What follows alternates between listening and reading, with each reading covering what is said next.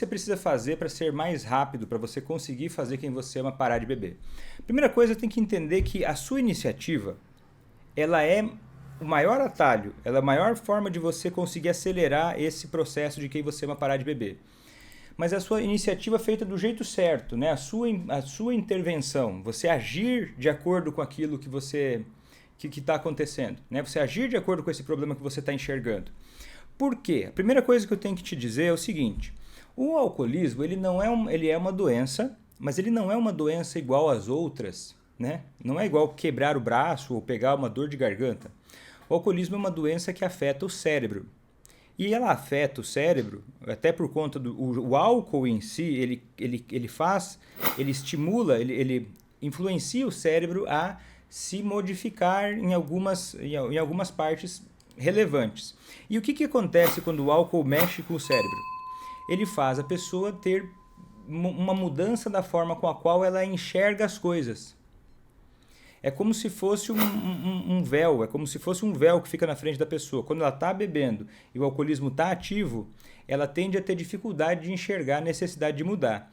E aí eu vou te falar de um artigo bem interessante que saiu na revista Journal Neuropsychiatry, até foi em 2002, né, do pessoal de Harvard e do Hospital Geral de Massachusetts. Que eles trouxeram uma ideia assim eles fizeram uma avaliação, né? De o que acontece quando alguém não aceita que tem um problema com o alcoolismo, né? A pessoa que você ama, ela diz que quer beber, ela diz que não tem problema nenhum e você não vê ela se esforçando para mudar, né? Como é que as pessoas entendiam isso no passado? Achavam que isso era meramente uma defesa emocional, que a pessoa teria uma resistência meramente emocional. E esses pesquisadores, eles fizeram uma avaliação, né? Para ver assim, será que é só uma coisa emocional, que todos podem ter? Ou será que faz a diferença quando essa, vamos dizer assim, negação do problema, esse não aceitação, não reconhecimento do problema, ele é o quê? Uma falha cognitiva? E eles fizeram testes, né? E eles fizeram testes que mostraram que pessoas que têm alcoolismo e estão em negação, elas têm uma diminuição da capacidade de insight.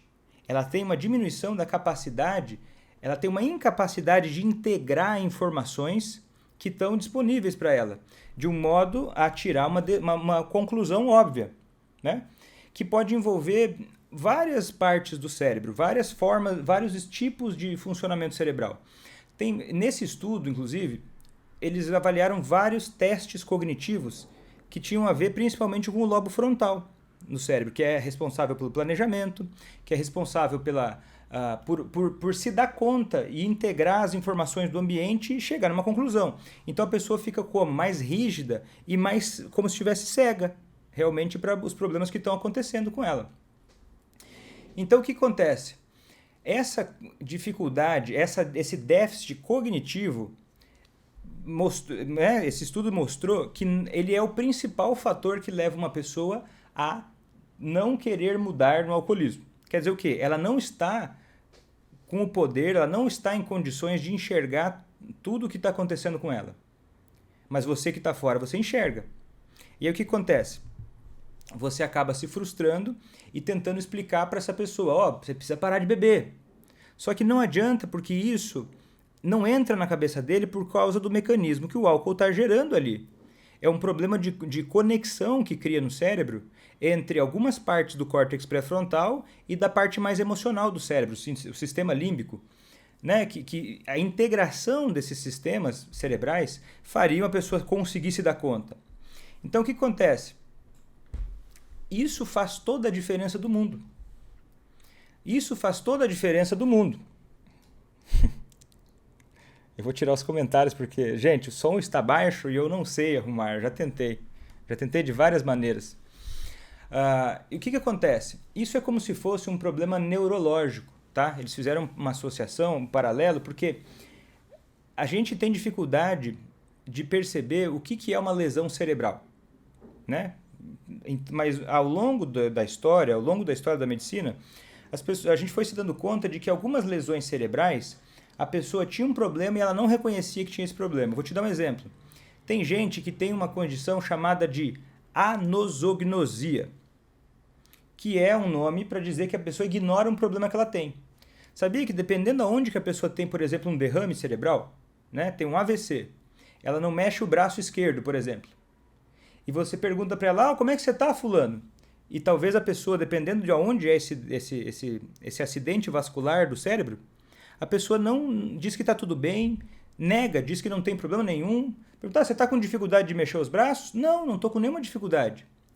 Então os pesquisadores começaram a observar isso, né, que se chama anosognosia, e perceberam que existem várias síndromes que causam isso.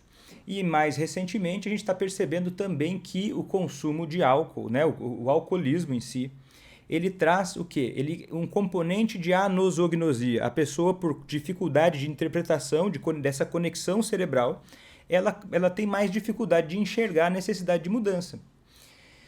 E o que acontece? Isso torna tudo mais difícil, né? Porque uma pessoa que tem dificuldade de reconhecer o seu próprio problema, tem dificuldade de calcular a ação e a reação, tem dificuldade de calcular qual a consequência daquilo que ela está fazendo para si própria e para as pessoas que ela ama.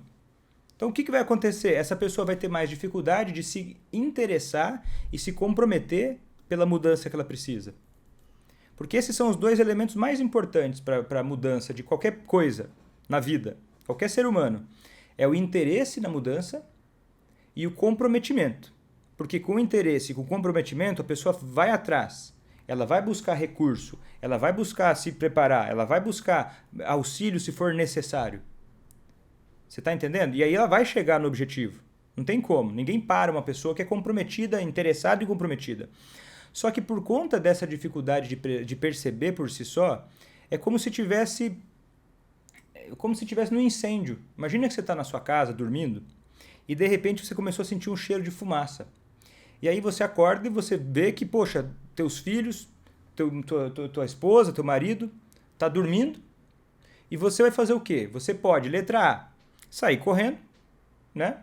Talvez ninguém vá te julgar por isso, porque afinal de contas, a sua casa está pegando fogo e você nem tem muita clareza de aonde é que está esse fogo. Então você pode simplesmente torcer para que eles acordem sozinhos e sair correndo de casa. Sumir. Se afastar e chamar os bombeiros. Ou você pode, antes de sair, tentar acordar aquelas pessoas. Ou literalmente, né, não tem por que ela não acordar. Acordar as pessoas que estão ali e falar, fulano, vamos sair da casa, olha, está pegando fogo. Você percebe? E é essa metáfora que eu estou te trazendo, ela ilustra a posição que você está perante o alcoolismo de quem você ama. E eu não estou dizendo que você é obrigada, mas você está percebendo que por conta dessas dificuldades de processamento cerebral causadas pelo álcool, que dificultam, né, que prejudicam a capacidade dele de reconhecer o óbvio, né? Porque é isso, é reconhecer o óbvio. Esse que é o mais chocante de quem está olhando fora e pensa, mas por que essa pessoa não reconhece o óbvio? Por que está tudo ruim e ele ainda olha para sua cara e fala que gosta de beber, que não tem problema nenhum? Ou que, eu não consigo parar de beber, mas não faz nada para mudar. Você está começando a entender por quê. E você está começando a entender também, e eu vou te explicar um pouco melhor onde é que você entra nisso, mas a primeira coisa que eu preciso que você entenda é que você está nesse papel. Essa história que se desenrolou, esse enredo, né? Se a gente pensar na vida como uma história, é assim que está acontecendo. Está tendo um problema que você enxergou primeiro, e aí você, por enxergar primeiro, você vai ser a primeira pessoa a se preocupar com isso, a ficar desconfortável, a ficar tensa, angustiada por conta disso, e a pessoa que está dormindo, ela não vai se dar conta. Você está entendendo? Se você não acordar ela, se você simplesmente sair e esperar que ela, por conta própria, se dê conta, né? E às vezes você acha que não, quando começar a pegar fogo no pé da pessoa, ela vai acordar, então tá tudo bem. Será, gente? Será que essa é a melhor forma? Né? É uma opção. Tá na tua mão. Mas o que você prefere ser na tua história? Né? A vítima ou a heroína da tua história?